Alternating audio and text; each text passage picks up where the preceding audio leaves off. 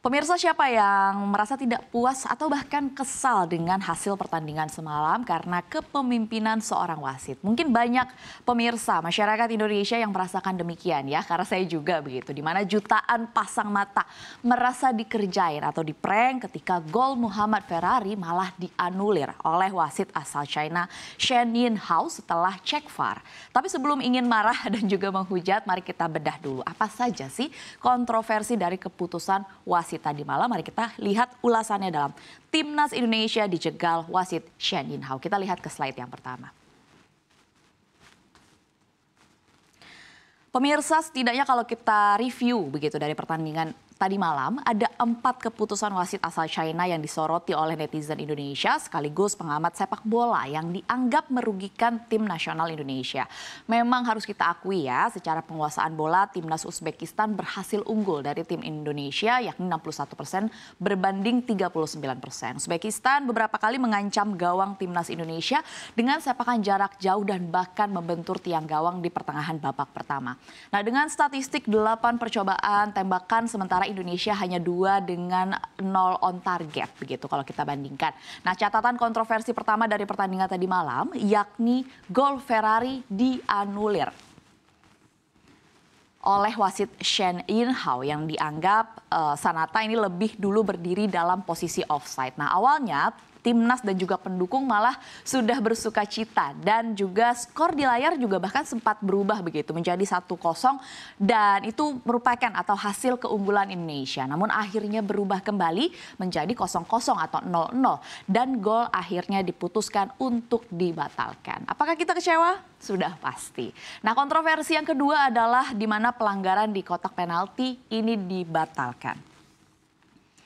Di mana wasit tidak memberi penalti usai Witan Sulaiman dijatuhkan dalam kotak. Awalnya wasit Shen Yinhao sempat menunjuk tendangan bebas, tapi seketika wasit VAR Sivakorn Puudo asal Thailand mendapati temuan dari tayangan ulang. Di mana penonton sudah kegirangan ya dan mengira itu adalah tendangan penalti karena terlihat nih pelanggaran dalam kotak. Namun ternyata harapan itu juga sirna. Setelah melihat hasil VAR, wasit menilai itu bukan pelanggaran dan pertandingan pun tetap dilanjutkan tanpa penalti. Nah, tentu saja keputusan-keputusan wasit yang dianggap merugikan timnas Indonesia ini mendapatkan protes keras dari pelatih timnas Sinteyong. Namun sayangnya protes Sinteyong pun diganjar kartu kuning. Tak hanya sampai situ saja pemirsa, puncak kontroversi lainnya adalah di mana Kapten Timnas Indonesia U23 Rizky Ridho malah diganjar kartu merah. Rizky Ridho dianggap melakukan pelanggaran serius karena dianggap menendang kemaluan Kapten Uzbekistan Abdurauf Burif. Padahal dalam tayangan lambat Rizky Ridho terlihat menyapu bola. Indonesia harus rela bermain dengan jumlah 10 pemain dan bahkan tanpa sang kapten. Ya, dengan unggul jumlah pemain begitu ya, penguasaan bola yang tinggi, tentu saja timnas Uzbekistan mampu membobol gawang Indonesia dan berakhir akhirnya dengan skor 2-0. Itu tadi kontroversi yang keempat. Keputusan wasit yang keempat, keputusan wasit yang dianggap merugikan timnas ini tentu saja membuat marah netizen Indonesia. Akun Yen Shinhao yang awalnya terbuka untuk umum begitu, kini kalau kita lihat terkunci alias di private karena khawatir mendapatkan rujakan atau bulian dari netizen Indonesia. Lalu setelah resmi kalah dari Uzbekistan, apakah Indonesia masih punya harapan untuk melaju ke Olimpiade? Kita lihat jawabannya di slide selanjutnya. Ya, jawabannya sebenarnya peluang timnas U23 untuk maju ke Olimpiade masih terbuka lebar. Meski kalah dari Uzbekistan, kalau dari pertandingan tadi malam Indonesia masih sangat amat bisa mendapatkan tiket ke Olimpiade Paris jika mampu menang dalam memperebutkan posisi ketiga dalam turnamen ini. Nah, untuk negara Asia sendiri memang mendapatkan 4 tiket ya untuk masuk ke dalam Olimpiade Paris 2024. Itu kalau posisinya di pertandingan selanjutnya memang menang. Bagaimana kalau timnas kalah lagi dan hanya menempati posisi keempat?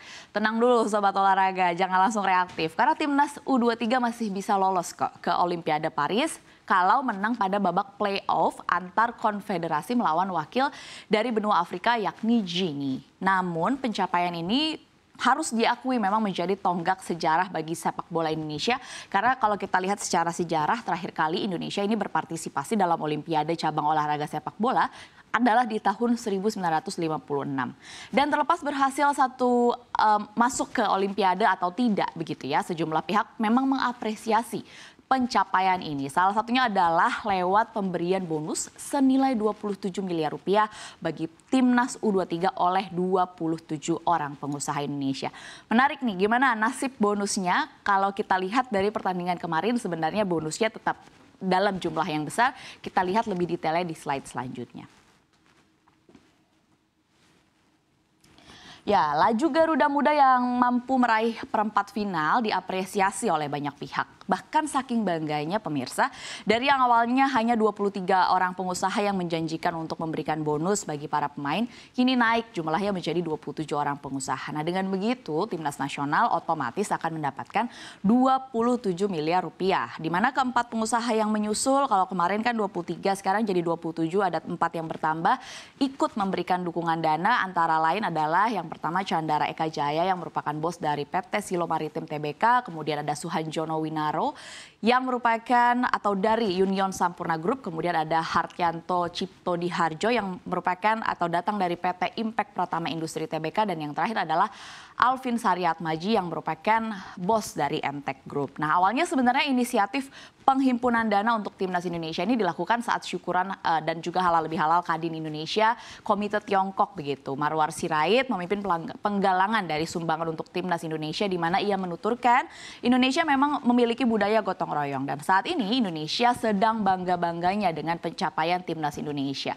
Seiring dengan prestasi yang diraih, Timnas membutuhkan dukungan dari semua pihak, salah satunya juga dari pengusaha. Dan Marwar pun berinisiatif untuk memulai duluan memberikan sumbangan 1 miliar rupiah pertama untuk masing-masing timnas. Dan bantuan ini lalu disampaikan kepada Ketua Umum PSSI Erick Thohir dan juga mendapatkan apresiasi tentunya. Namun yang terpenting 270 juta masyarakat Indonesia tentu merasa bangga dan mendukung perjuangan Timnas Indonesia di turnamen tertinggi Piala Asia ini ya. Capaian untuk mampu masuk ke semifinal dan juga kunci Olimpiade sudah sangat dekat, seakan menjawab kehausan para pecinta sepak bola tanah air yang sudah lama merindukan era keemasan sepak bola tanah air. Tentu saja kita harapkan dengan dukungan penuh ini Garuda Muda tetap terus melangkah dan mencetak rekor baru. Tetap semangat karena masyarakat Indonesia ada di belakangmu.